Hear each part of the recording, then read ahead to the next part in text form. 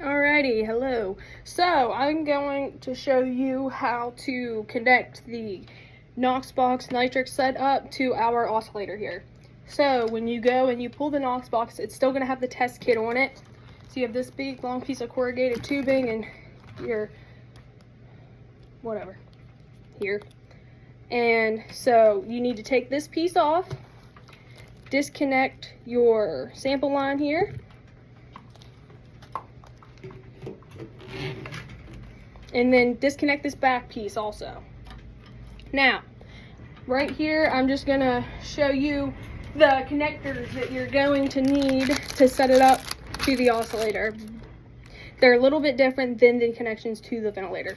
So here you have your one-way directional valve, and it's right here, and you can tell that it's your valve because it has this little yellow piece on it here. And then you're going to need your little green piece here, like you do with your conventional ventilator.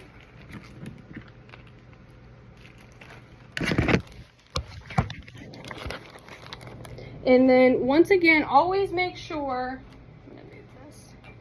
that you are connecting your Nitric to your dry side of your circuit.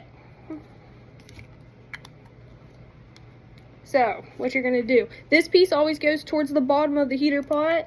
This one's just going to fit on top, and then your Nitric thing here is going to go right like that. So you're going to pop this piece off, and it doesn't quite fit like that, so you may have to move your heater pot just a bit to kind of finesse it. Now I'm going to show you right here. You have your one-way valve, your adapter here, and that. So make sure once again that the green arrow is always towards the direction of flow.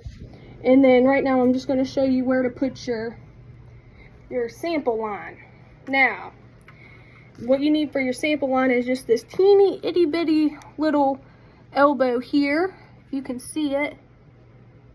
You're going to need that little elbow here, and it just goes into this piece of the oscillator circuit, right like that.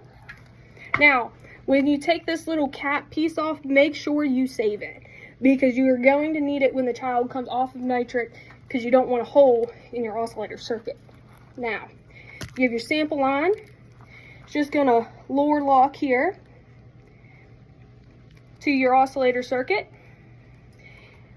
and you're ready to go. Once again, always try to make sure that you're measuring your Nitric as close as you can to the child. Make sure you get an accurate reading. Make sure this is always on the dry side, and you should be ready to rock.